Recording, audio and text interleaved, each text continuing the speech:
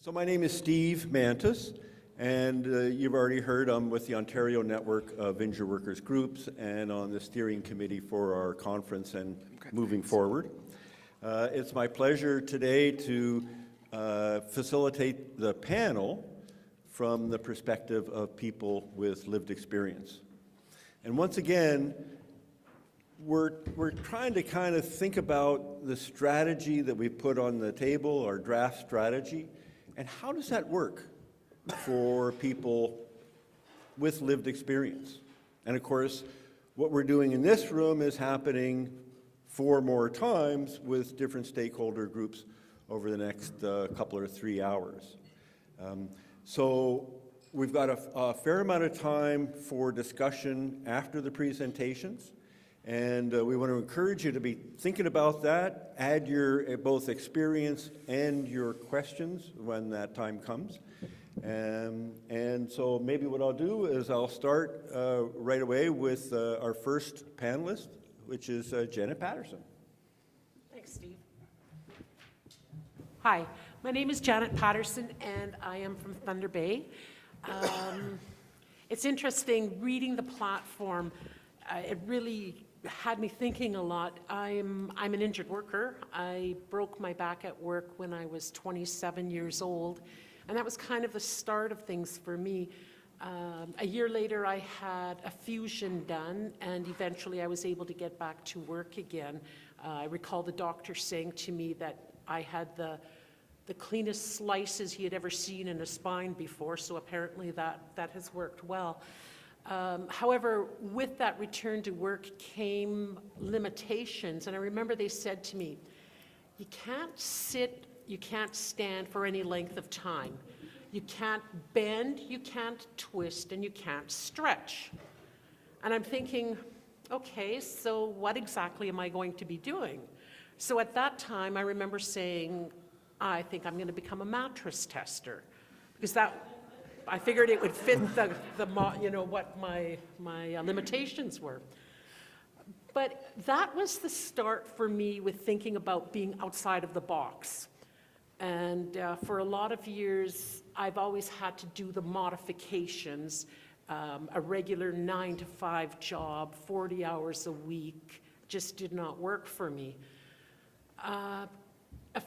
Probably about 7 years after I had my fusion done, I started working with a nonprofit organization that provided caregiving services to family members who had disabilities. And they could have been developmental, they could have been mental, whatever the varying disabilities were, physical disabilities. And I started working with them, I started working with them, and it was a job I did well. I really enjoyed my work a lot. And a few years later, I got jumped at work. And again, it came down to, I was severely injured in that it messed up my low back fusion as well as I had a lot of permanent impairments from in my neck and that too. But again, it came down to looking at, what do I do now? And at the time when I was jumped, I was doing respite caregiving, but I was also doing an on-call position, which was management. So somehow my on-call position became my modified work. So I went from a full-time job to 5-hour, basically 1 week a month I would be doing the on-call. And that became my on-call, my modified work. Eventually, they told me at a meeting that I had problems walking into the room. I had major mobility issues, and they said, well, you can't do that work anymore. And I was close to being out of the door, except WSIB had threatened the employer that you are, if you don't give her some kind of work, we're going to fine you. So it starts again, the challenges, because now they say, okay, fine, we don't want to be fined, so we're going to create this job for you. But it came, like they said, bring a book with you. Don't play computer games, but bring a book. In other words, it's not really a job. It's not anything that's meaningful. I've said to them, when I was a respite worker, you get an annual evaluation, and they used to always say, what a great job I'm doing. And I said, like, nobody can possibly be this good. Like, you know, they were very happy with my work. And now all of a sudden I am disposable. I'm nothing. It does serious damage to your mental well-being too. I can recall where I was working under the finance manager, and I was asking, oh, is there anything I can do? And he'd haul me around desk to desk, and, oh, do you have any jobs that she could do? It can be really mundane, something you don't want to do at all. And it's just like, I'm standing here. Do you know what you're saying? They don't, when I read this platform, I think, like, what potential there is. And I mean, coming from an agency that does caregiving, they should be all over this. I wonder, I know we were having a conversation at our table, and at our table it was injured workers. There was 5 of us sitting there. But I said to them, how many of you do you identify as an injured worker, or do you identify as a disabled worker? And I know for me, I really struggled for over the years, because I'm doing actually wonderfully well right now, but for many years, to walk was like, I mean, I had an assessment done and the doctor says, I cannot believe you're walking. He thought I'd be in a wheelchair for sure because of just what was going on with my spine and that. But it's like, I didn't want to take that step. Like, I was just like, nope, I'm just gonna keep trying. And it's, so I read this now and I think, okay, and now I do say, you know what, I am disabled. And I'm quite comfortable saying that, you know what, I cannot work 40 hours a week. I cannot maybe do a lot of things that other people can do, but I certainly have a strong skill set of stuff that I can bring to the table. And I think the employers, that's going to be one of the biggest challenges, is getting the employers to understand what a person can bring to the table. So, thank you.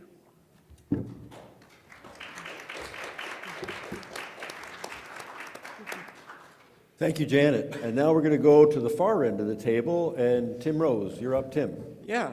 First of all, I'd just like to say it's, as a Senators fan living in Toronto, it's great to be back in friendly territory.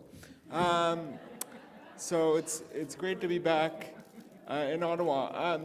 My name's Tim Rose, and I was lucky enough to be born with cerebral palsy.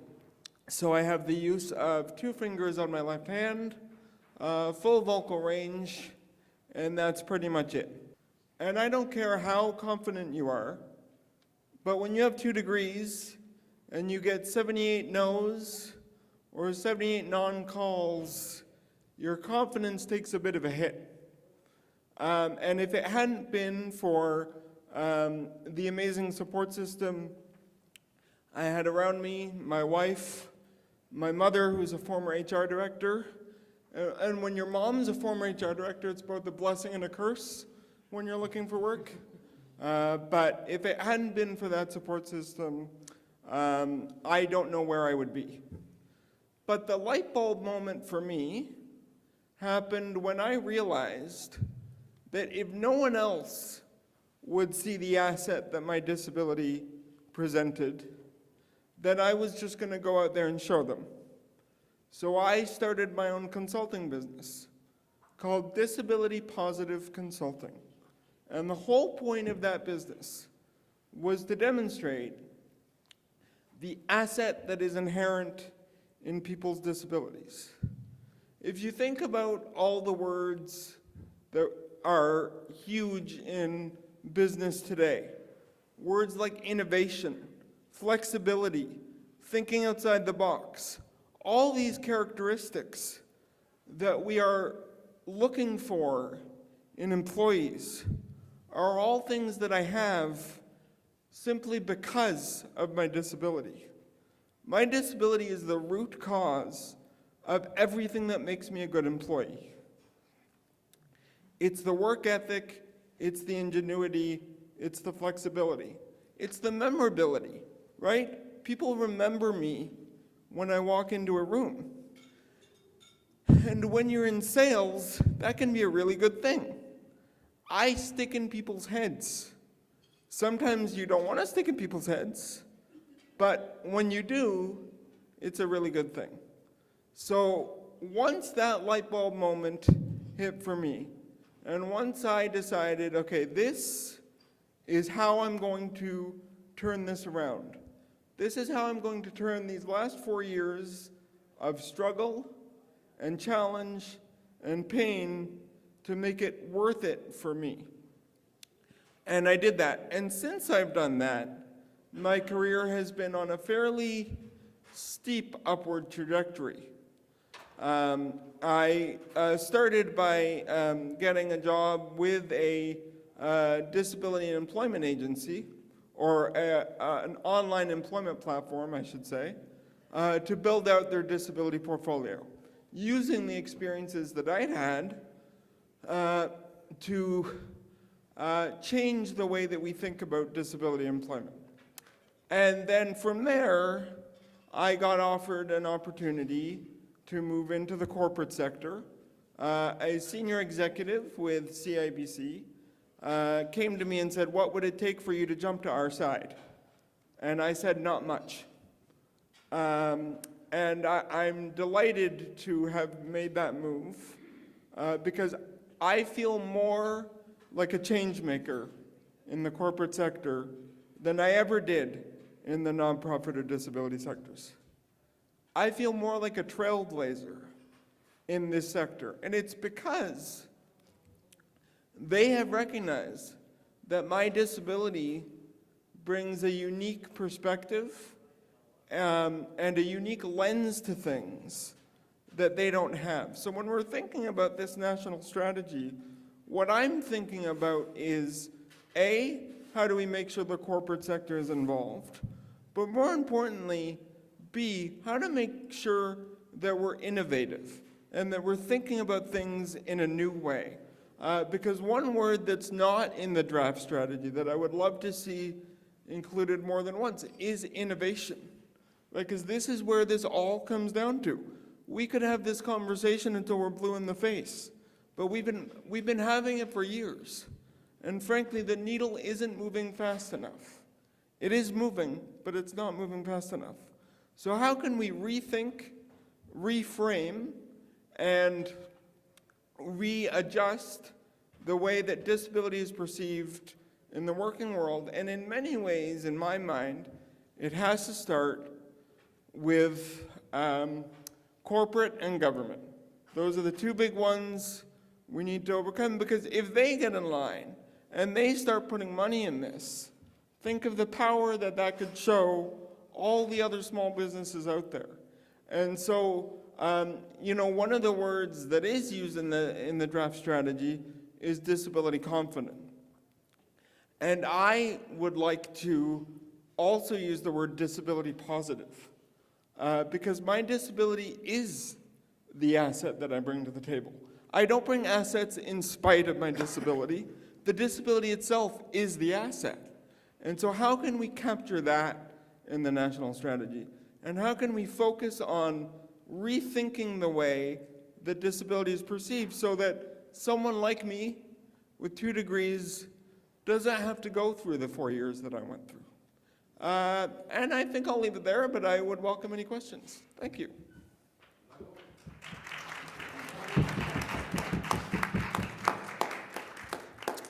Thank you, Tim. Next up is Steve Esty.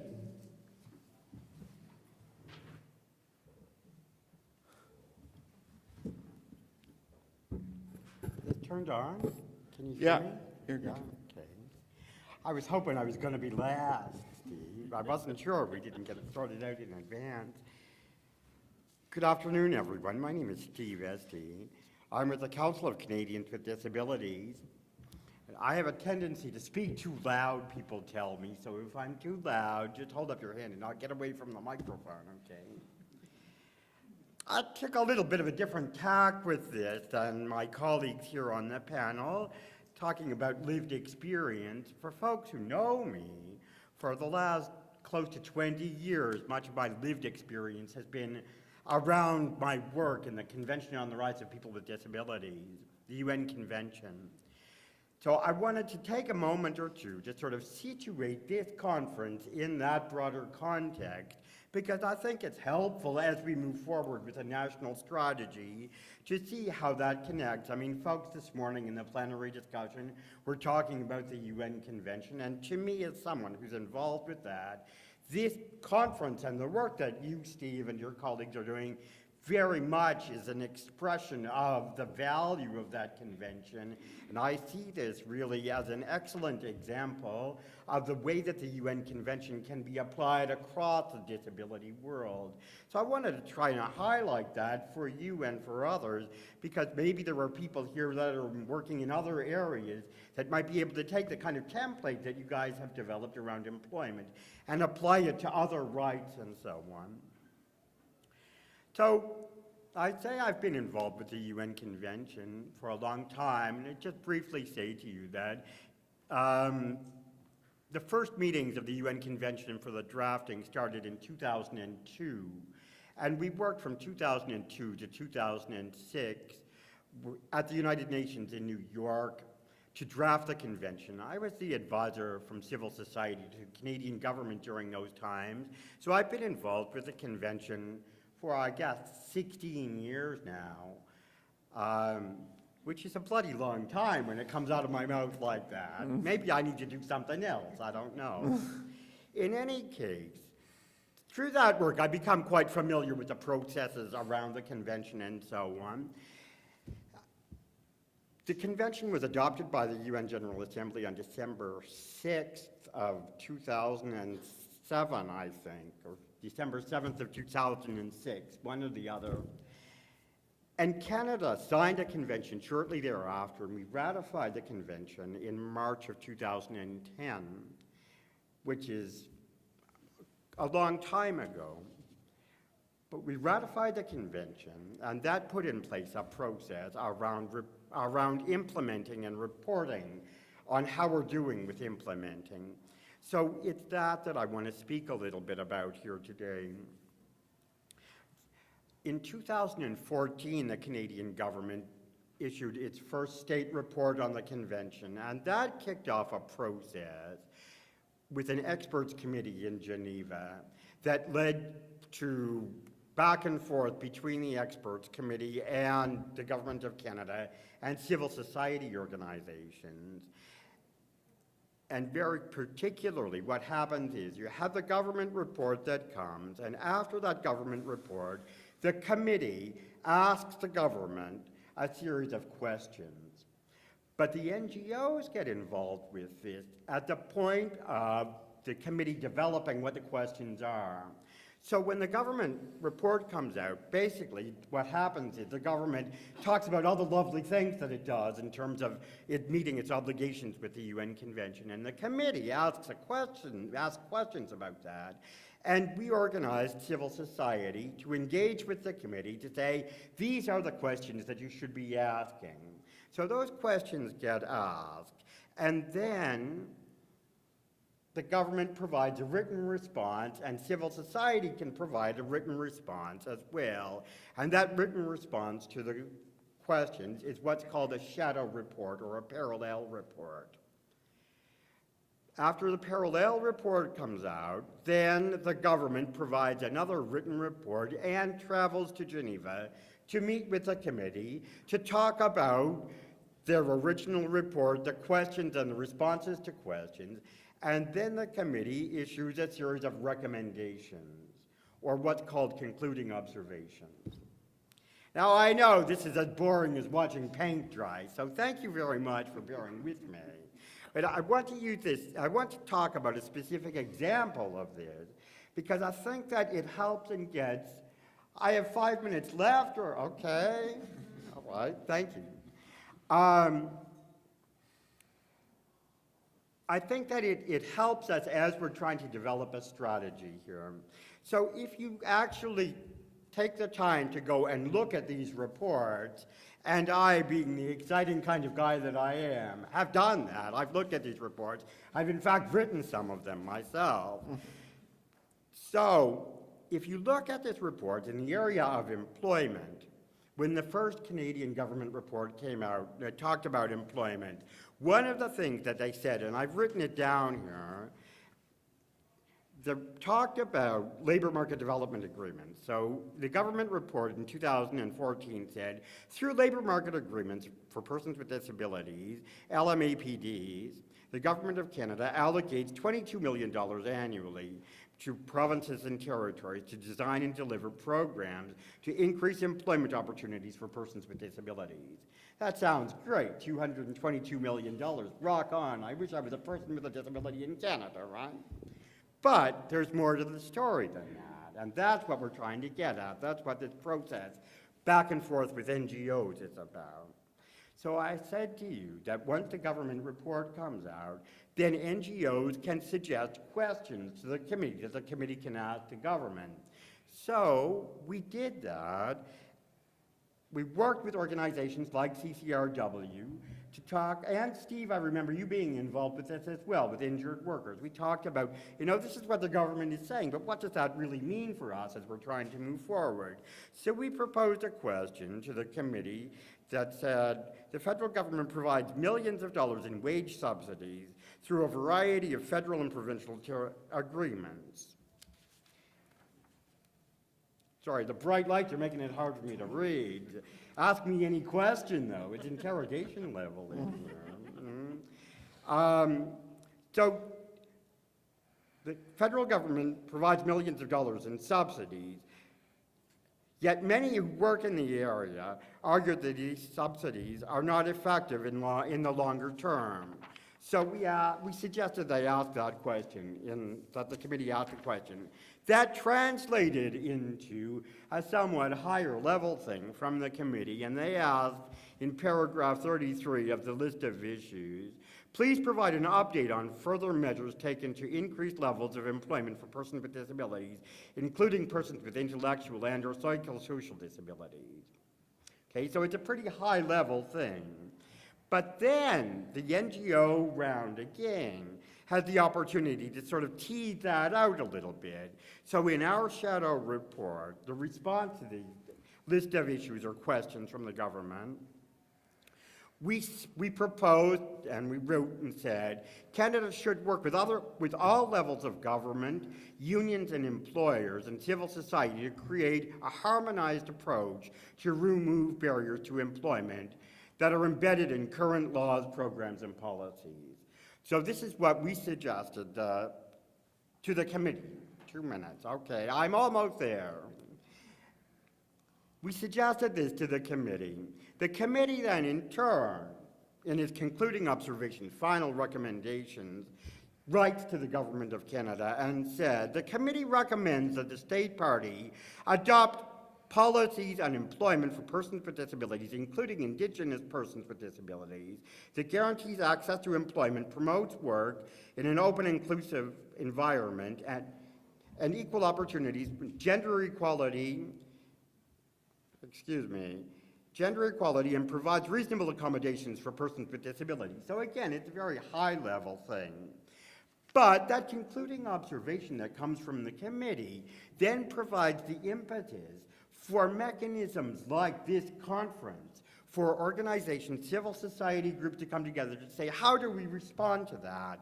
So as we move forward with a strategy around employment, I would urge folks to consider this larger process around reporting, because where we are with this is we're halfway through the second round of this. So as we move with the reporting, we should keep in mind that we'll go to another round of reports with the UN committee where we can talk about this work and we can share this at the UN in Geneva. So this strategy, the national strategy that you're using, is very much a concrete response to that whole process. And I just wanted to explain that to folks. So there you are. Thank you very much.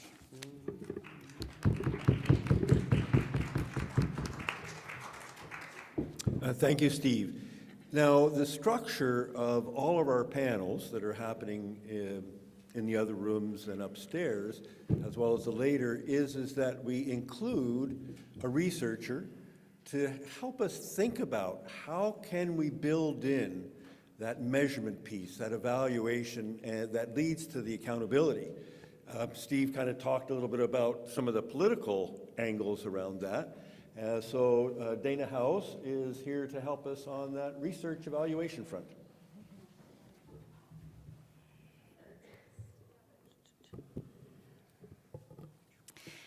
Hi there. As Steve said, I'm here to bring a bit of a research perspective.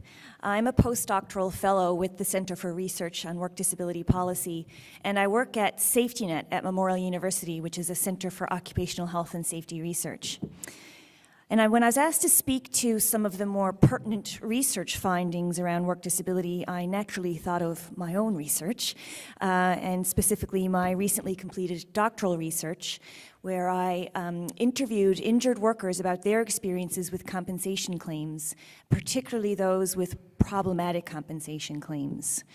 And what I heard was stories from injured workers who had gotten injured or sick at work, and who were trying to get well where possible and wanted to get back to work and certainly access the benefits to which they were entitled, but who were really tied up in a system in which they didn't feel supported and in which they didn't feel believed.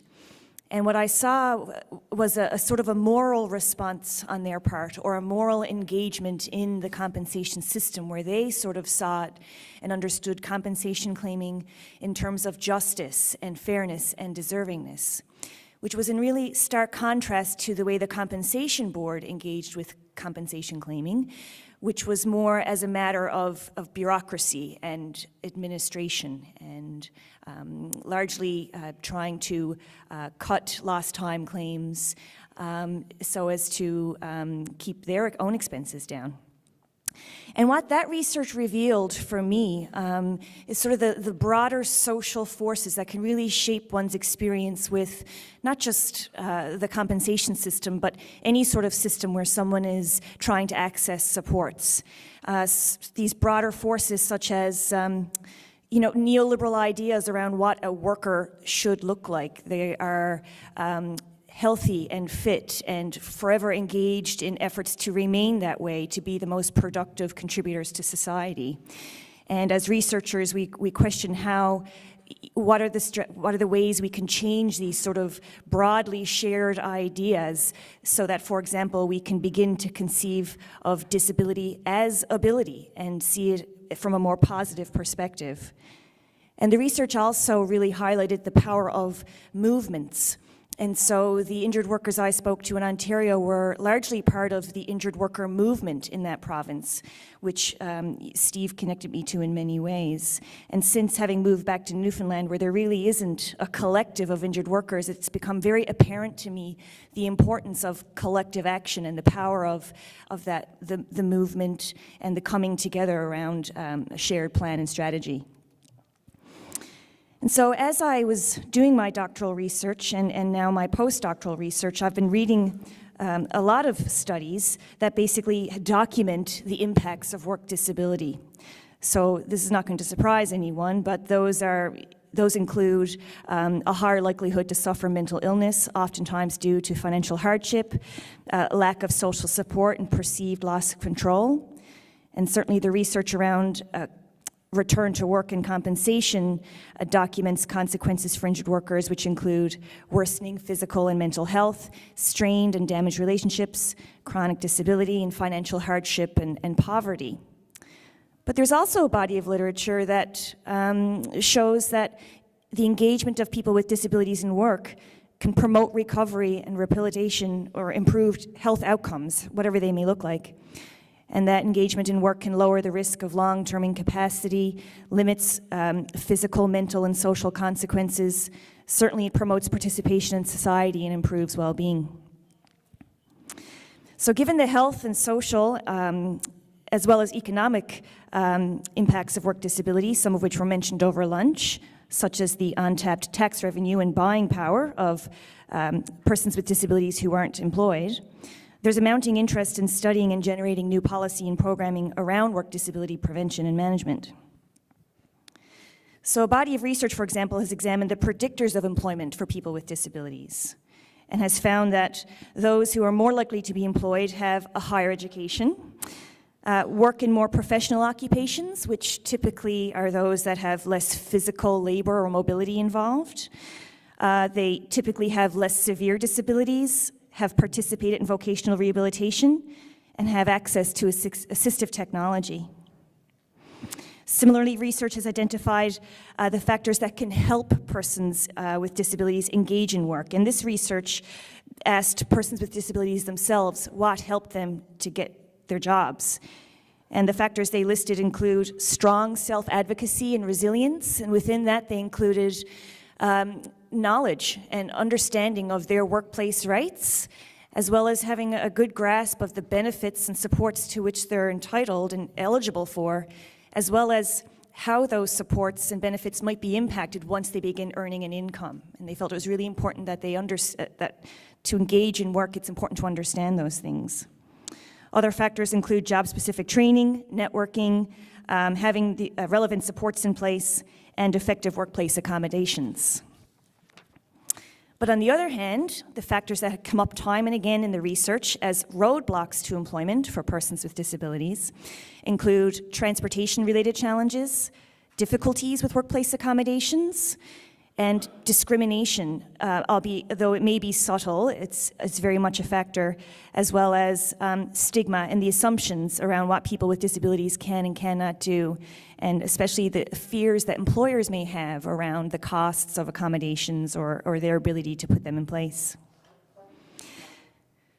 So there's excellent research being done in Canada, certainly including all of the studies coming out of the Centre for Research on Work Disability Policy that include, and this is just an example, the array and effectiveness of workplace accommodations, as well as they're considering the feasibility of a searchable online resource for Canadians who are trying to find out more about workplace accommodations. There's research looking at the needs of youth transitioning from school to work, or the various kinds of transitions there. The availability, eligibility, and adequacy of disability supports and income supports, particular issues around mental health at work, as well as particular issues around episodic disabilities, the application of human rights protections, and the effectiveness of the regulatory and policy environment in supporting the labor engagement of persons with disabilities. And that's not an exhaustive list of all the work the Centre is doing. Relevant research is also coming out of a national partnership called the On the Move Partnership, which I'm connected with. And this program of research is really examining issues related to employment-related geographic mobility, which is really salient, certainly out of Newfoundland, where so many of us leave and go out to Ontario or the West for work. And basically, this partnership is really problematizing what's been a tendency to take the accomplishment of work-related travel for granted. And this is a central problem in work disability prevention, especially for people with disabilities that really limit their mobility. So a recent review I conducted of workplace accommodations, and those of particular concern to accessibility and transportation, revealed that workplace accommodations typically refer to changes to reduce barriers within the workplace, and less often deal with barriers outside of the workplace. And when requested, transportation-related accommodations are met with the most resistance in courts. And they're least likely to be granted, largely for two reasons. Because commute-related issues, transportation-related issues, are typically seen as a personal responsibility. And because these things lie outside the workplace and are inherently unreasonable for an employer to accommodate. But there's still plenty to be studied. The effectiveness and cost-effectiveness of workplace accommodations, for example, is still poorly understood. And as was mentioned this morning, we need to better understand the issues for the different types of disabilities and the different severity of disability. So much of the research right now still lumps them all together and studies persons with disability without specifying the various types. As far as how research can support this strategy, I think this sort of speaks to something Steve said this morning. Research can really illuminate the context in which this strategy will roll out. So research is really capturing the changing world of work and the increase in precarious work, the increase in mobility, the aging population, and other sorts of big picture trends that really sort of contribute to the context in which this strategy will be implemented. And I sort of see, certainly will also, research can also play a role in the monitoring and measurement and accountability pillar of the strategy. You know, scans of existing literature as well as new research can be used to establish baseline measures and indicators of success. Certainly research can be used to help set goals and generate new data sets and to evaluate the progress and success of initiatives, as well as really understand the process and what's working well and what's not working well. And what excites me as a researcher is that this is a two-way street, and I already see, having read the strategy, new lines of research and inquiry are inspired from my reading of the strategy. I'd like to acknowledge a couple of folks that are key to our session today. Bill Adair is taking notes and will be providing the report back later this afternoon. And Yuan Vu is our timekeeper, because I'm time challenged and need all the help I can get to keep on track. So for the rest of our time, the next 15 minutes or so, I think I'll facilitate a little conversation between our panelists, and then we'll open it up in the last 20 minutes for open discussion and questions. I really want to thank all our panelists for what they contributed, and I got like 1 million questions based on this, and we won't get through them. But when we look at our strategy, you know, one of the pillars is around adequate supports for people with disabilities. I want you to comment a little bit around the relationship between some of those supports that might be necessary. One would be income supports. A second would be employment supports. And a third is actual employment. So any takers on that question? Sure, I'll jump in there. So a couple things. First of all, in Ontario, certainly, there's always been a challenge with the fact that if you have a disability and you receive ODSP, Ontario Disability Support Program pension, in many ways it's a disincentive to work, because that those benefits often get clawed back if you start working. And I know this is part of the strategy of how can we decouple some of that, because people are scared of losing their benefits. And it keeps a lot of people out of work. But the other area that I think is not necessarily not served, but in my mind is certainly underserved, is employment supports aimed at that, a highly educated worker.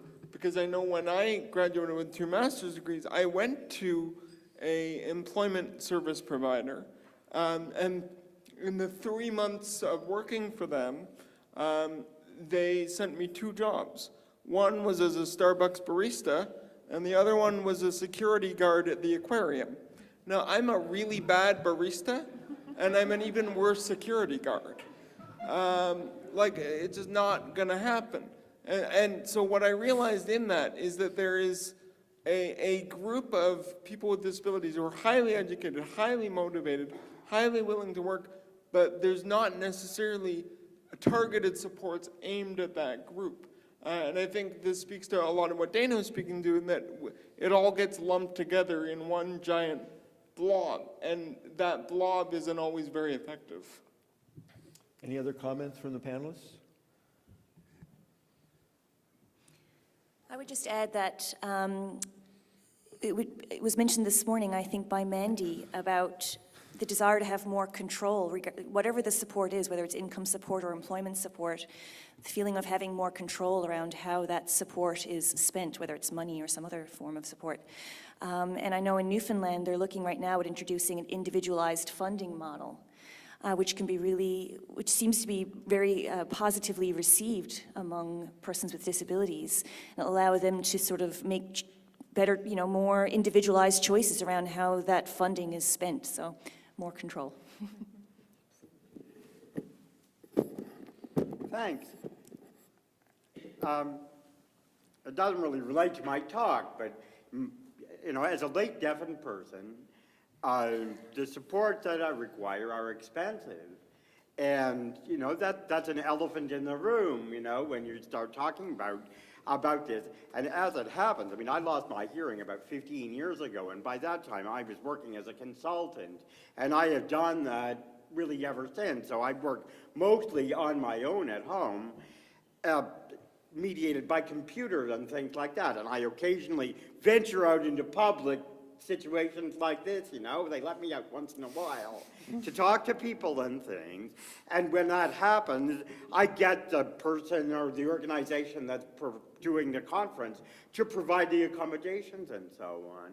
But I mean, if I happen to be a person, you know, if I was a lawyer and I worked in a law office and I needed to have direct communication with a person all the time, that detailed, you know, it's not a kind of like somebody just writing a little note and stuff, but when I use captioning, it's a verbatim transcript of what's being said. And if I was working in a technical environment like that, and certainly when I've worked in technical environments like the drafting of the convention, when every word counts, you know, they argue over semicolons in a situation like that, and you really need to know what's being said in a very exact sort of way. So, you know, I think that something that needs to be, I guess the thing that sort of irks me when I listen to people talk is, the sort of convention is to say, oh, accommodations are cheap, you know, it's going to cost you $50 one Tuesday afternoon in May, and then Bob's your uncle, it's going to be fine. That's not always the case. There are people who require significant accommodations, and I'm one of them. So, you know, as you move forward with developing a strategy, you talk about the different kinds of supports, but also the different levels of supports. I think it's important to keep that in mind. I know for me, in the workplace, I needed, say I had to do filing because my accommodated position was a filing clerk. So I had to do filing with a low-level filing cabinet. So they had no problem going out, oh, we can get you the stool, you know, get the saddle stool, that works really good. And that was great. And I could only work 2 hours at a time. That's all my back would handle. So no problem. You can come in, you know, and do the 2 hours and come in another day and do your time and split it up and that. But that was as far as the accommodations really went. Like then when it came to anything more the nitty-gritty stuff of the relationship stuff and that kind of thing, like that was just totally lost in the wind. Thank you. So my next question is kind of comes from my background in history. I took history at university. I'm a history buff. And what I've seen is that in terms of social change, it's usually driven by groups in society who are underrepresented, who are discriminated against. And it is those groups that are pushing forward and demanding change. Steve, you talked a little bit about one of the ways of advocacy using the UN Convention as a way to hold our own government more accountable. The other part of our strategy is around partnerships. And I'm wondering about, it's kind of a two-part question. One is, how do we build stronger partnerships between the various and many different organizations of people with disabilities? And what's our role in advocacy in creating the kind of future we want to have? Who wants to start on that to respond? Janet. I'll start there. My official role here Does this thing is... come on automatically? The microphone? Yeah, okay. My official role here is I The am whole the CRPD. Go ahead. I am the office manager of the Canadian Injured Workers Alliance, and I see an opportunity for partnership there. I know the one thing I was thinking about, I think about a strategy, a platform for persons with disabilities, and I think about how compensation, like for, again, mine is with the injured worker focus there, but with compensation, and they don't pay attention to the human rights side of things. So I think about there now we look at as a disability platform, and again, I don't know if the importance would be there because they are all about dollar signs and that is it. So when I think that a strategy is something that is very important to have, but I think it has to be on a much bigger scale and not putting just the provinces into it, because every single province is, they get their dollars down from the higher ups, and it's about making the dollar go further. Whereas if you go having a more, with the Canadian Injured Workers Alliance, it's a federal, it's a national organization, and the focus is for persons with disability, and they can gather the information, but they can also then use it as sharing it across the country. Let's move right across the panel. So, Steve, you wanted to plug in? Yeah, okay. I'm always doing that, talking over people. My apologies to you. In terms of building collaboration between disability organizations, the whole process around the development of the convention and the reporting has been one of the big things that's come, is it brought us together. I mean, even in the days of negotiating the convention in 2003, 2004, what happened was Canadian disability organizations had to come together to comment on the different drafts of the text and so on. So we found ourselves in rooms like this, meeting and talking with colleagues from a whole variety of areas. I mean, the organization I'm involved with and have been for a long time is a cross-disability organization, the Council of Canadians with Disabilities.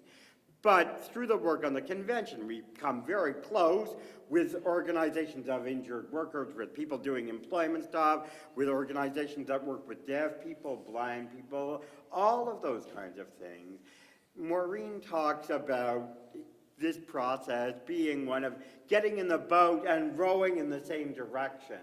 And I think that's a really nice analogy. We're rowing in the same direction. So often we're almost at cross purposes with one another, And but sometimes it's a zero-sum game. If my organization gets money, your organization doesn't, and things like that. That's a challenge that we deal with.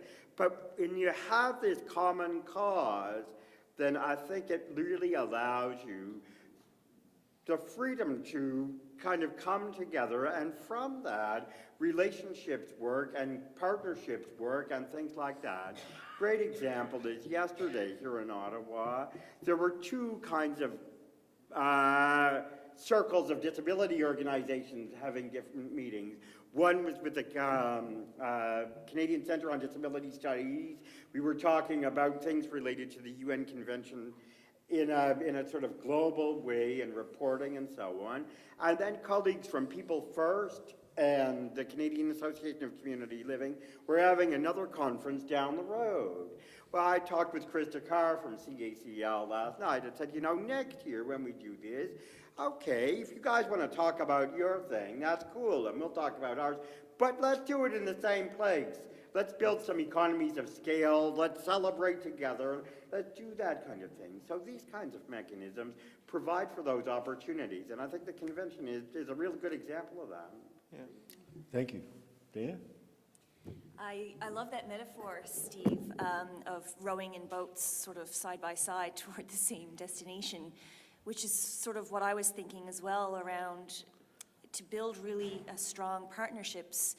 It's important to recognize that the various partners and stakeholders are coming from very different standpoints and perspectives, and they're bringing their own stakes and interests and accountabilities to the table, and they have to be recognized and respected.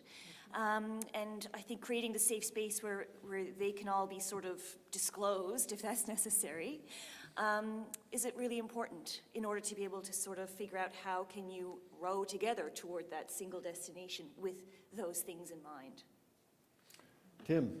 Yeah, so I first of all, I'll say I agree with everything that my fellow panelists have said on this question. So I'm going to take a bit of a different tact on it, which is just to say that I think we also need to start looking at kind of the next generation of disability advocates. So who's doing really cool stuff kind of from the generation, even behind mine, in the disability space. So who's doing really cool stuff in high school? Who's doing really cool stuff in the university areas?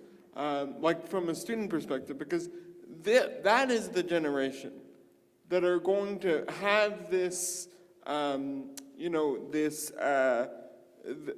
the federal disability legislation for the majority of their lives, right? So that is the generation where this thing is really going to take flight.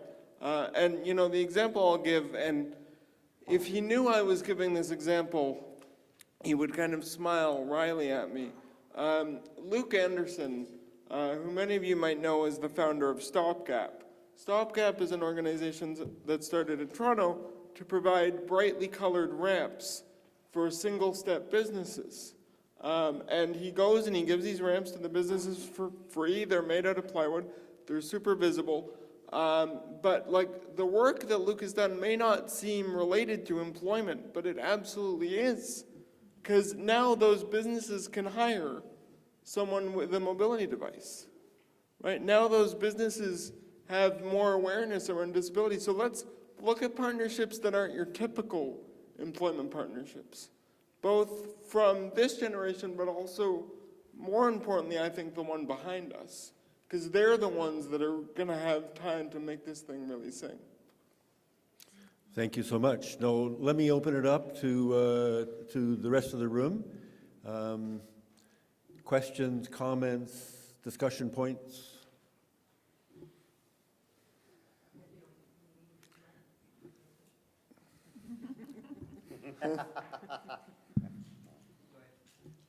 Should have waited till I finished the candy. Maybe introduce yourself Yes, too hi. when you begin. I'm Anne McRae. I'm from Nova Scotia. And I wanted to get back to something that was said earlier around, you hear often it said that, and Steve alluded to this, that the cost of having a disability is, to accommodate a person with a disability is $500 or less. And I think there are a lot of people with disabilities that are on the sidelines because that cost may be more prohibitive than that. So how do we, from your perspective, either how have your employers accommodated your disability, and what are the gaps that we need to fill in to ensure that it doesn't matter what your disability is, that you can be accommodated in the workplace? Who wants to kick it off? I'll kick it off, I guess, if no one else will. So, I mean, I can use a real-life example of me at this conference. So when I travel somewhere, to say I don't travel light is a bit of an understatement. I do require someone to go with me because I need to be rolled over and put to bed and all that good stuff. I do require a lift to get in and out of bed, things like that. And so for me, this being my first trip for CIBC, my new employer, or relatively new employer, I've been there for a year and a half, I was nervous kind of putting those expenses into our internal system because they're expenses that no one else has, right? No one else, when they go to an event for CIBC, need a lift to get in and out of bed. And I was happy that they didn't even bat an eye, and they said to me directly, you are the right person to be at this conference. We don't want to send anyone else, and we want to have a presence there. So if sending you costs, X amount more than it would someone else, then that is the price that we're paying to have our expert there. So that is a really positive example. But to kind of say, what can we do about it? I think there's a couple things. First of all, in kind of practical, real-world terms, I think that hotels need to realize that putting one lift in a hotel room would be a great idea and would be a huge moneymaker because then every person with a disability would stay there. Does anyone know how many hotels in Canada have a lift in them? Someone want to take a guess? Zero. It's a big fat zero. So if I want to stay in a hotel in... Oh, there's one? Oh, well, I should go out to Victoria then. I'll come visit you guys. That's fantastic. So, but the point is that if hotels start to do that, then more people with disabilities will start to go on business trips and have that exposure. So I think that's where we need to get to. You know, the interesting thing about employment is that everything else is connected, right? Tourism is connected, transportation is connected. Employment, in many ways, is the hub of all of it. So everything feeds into what we're doing. Thanks, Tim. Go ahead, Steve.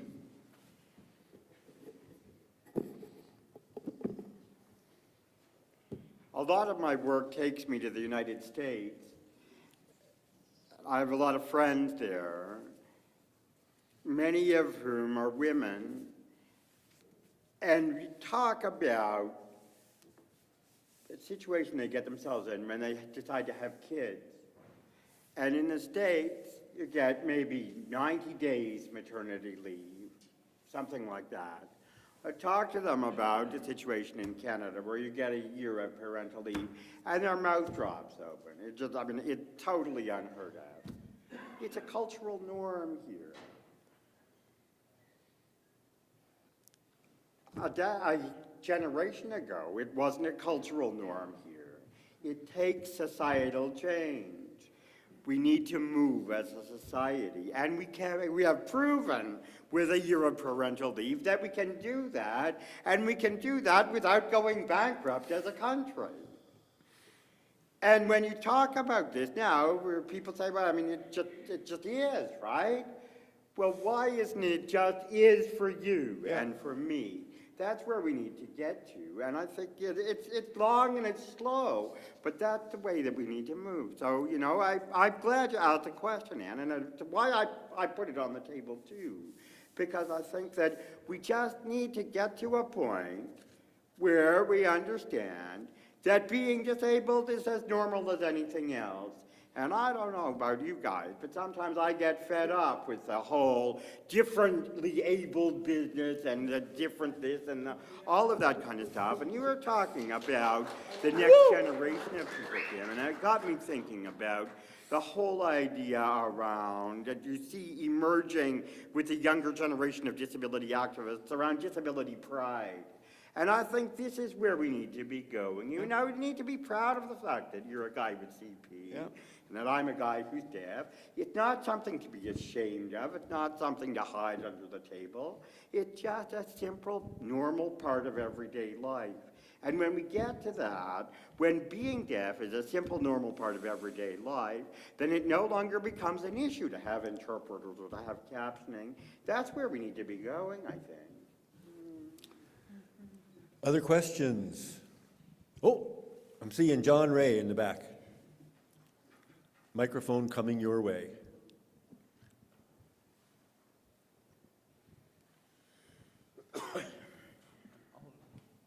Well, unfortunately, Steve, I have to be the purveyor of cold water. Why is it always me? Anyway, I believe this morning you said that the strategy is an outgrowth of some of the activism that has happened over the past few decades. Unfortunately, I don't see much activism in it. In fact, I think it's a very timid document in times where timidity is the last thing we need. And in fact, I think a lot of the burning issues that need to be addressed aren't addressed in that paper. Things like what I call the disproportionately negative impact of precarious work on our community is not talked about.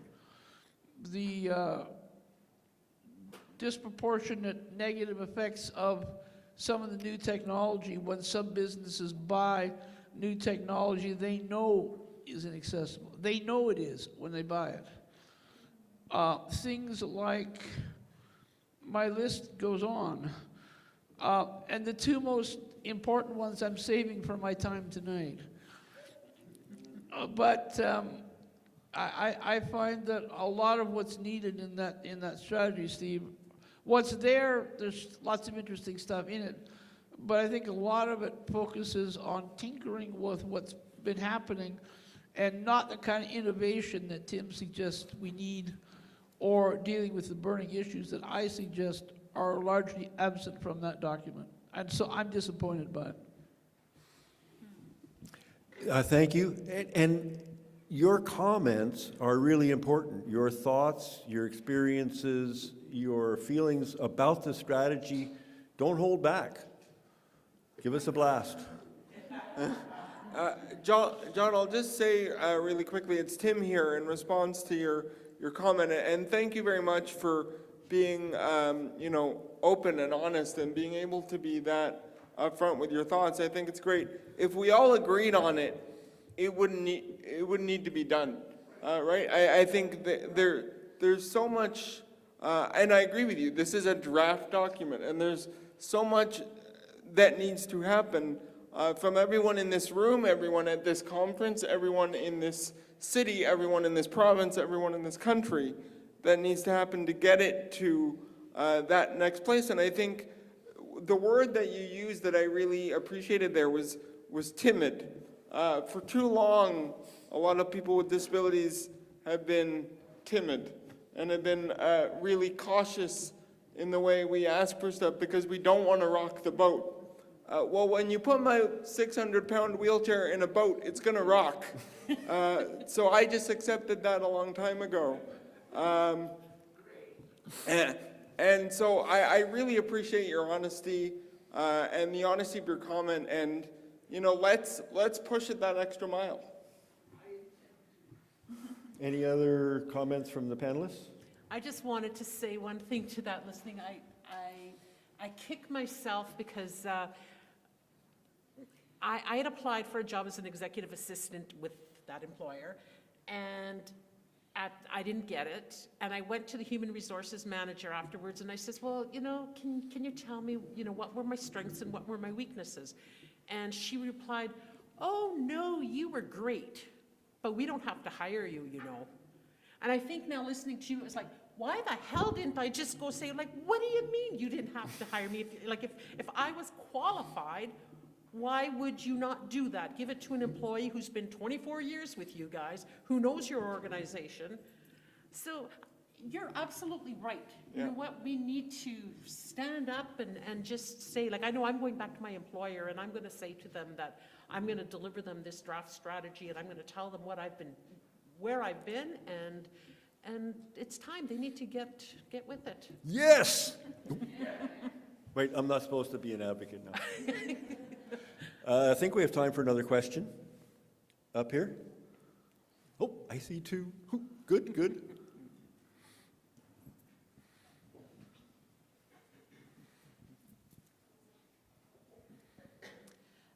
Thank you very much to this panel and the discussion that it has generated. It's been fantastic. I do have a quick question in terms of the UN CRPD in Section 8, where it is to raise awareness for Canadians and the challenges that we experience and how to raise the culture on employment and the barriers that we face through attitudes. I'm wondering, you've given me some thought on how that whole attitude shift can happen and how the barriers can be reduced for people with disability and trying to access employment. Steve, you want to start? I'll take a crack at So, it, sure, yeah, why great, not? thank you. Frank, I always say to people when they talk about awareness raising in the convention that, in my view, it's one of the kind of key things of the convention, the awareness raising thing.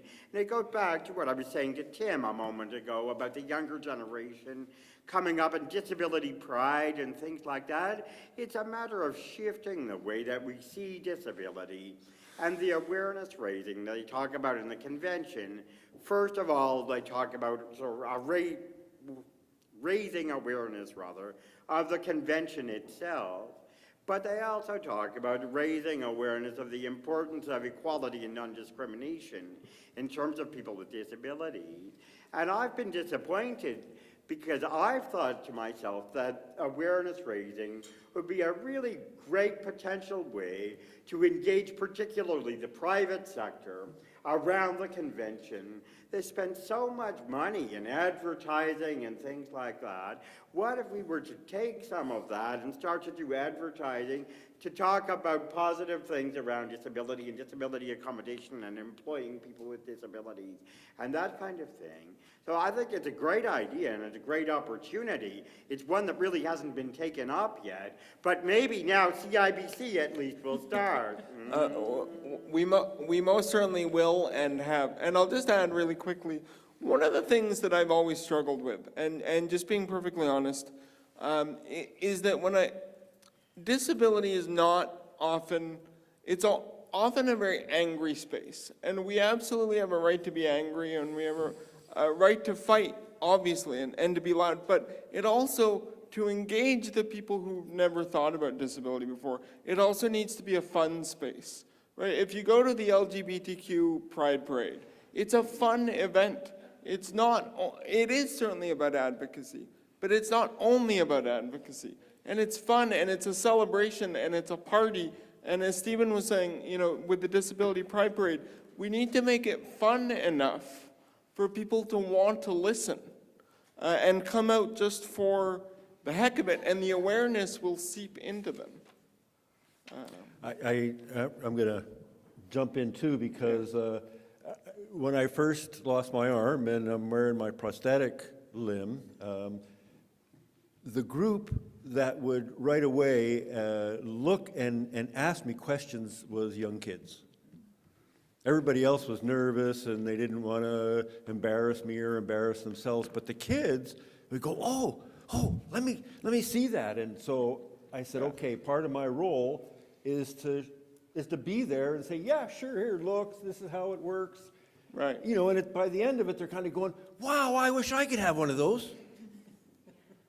In a way, I feel like that's part of the deal. Absolutely. I think we have time for another question in the back. Hi. It's more of a comment than it is a question. My name is Nellie, and I work with the Disabled Women's Network. I just wanted to sort of bring to the attention around the strategy that we do talk about, systems of oppression in terms of ableism, even though we're not naming it that way in the document or in these conversations.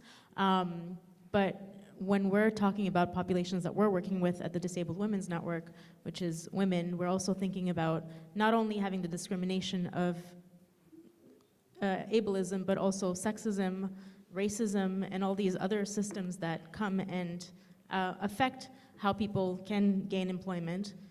So I just wanted to make that comment for everyone to be cognizant and aware that those systems also don't disconnect from ableism. So.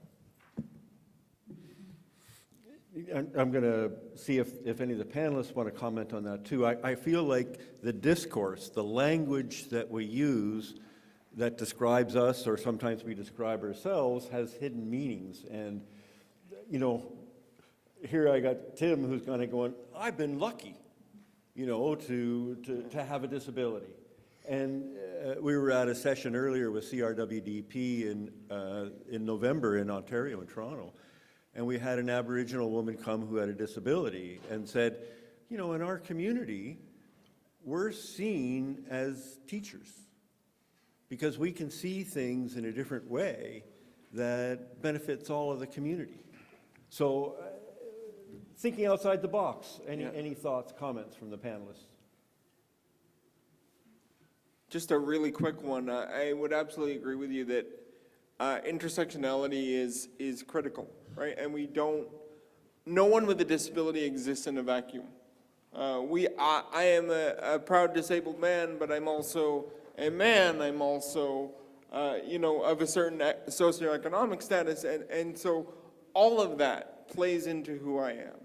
I would say for myself personally, and this is just my personal thought, the disability has become a larger chunk of who I am just because of the path that I've chosen to take in my life. But I would absolutely agree with you that, for organizations like the Disabled Women's Network, it's not only about, disability-based discrimination, it's about the glass ceiling in terms of gender, it's about all of it, right? So this strategy needs to make sure that it doesn't lose sight of who it's actually working for. We have about 2 minutes left. Any final questions? Marjorie? Hang on just one sec. It's not so much a question as just a comment, I guess. I wanted to thank the panelists for acknowledging and speaking out about the fact that the disabled community is not a blob. We are each individuals, we are all different.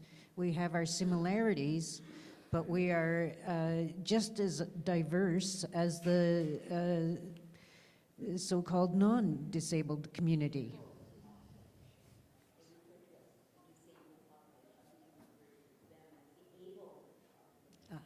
Right. So, yes, we are all different. And I am glad to see that that's, we're not losing sight of that. I Thank think you. that's a great note to end on. And I think we are just about out of time. I want to thank our panelists, Tim Rose and Dana House and Steve Esty and Janet Patterson.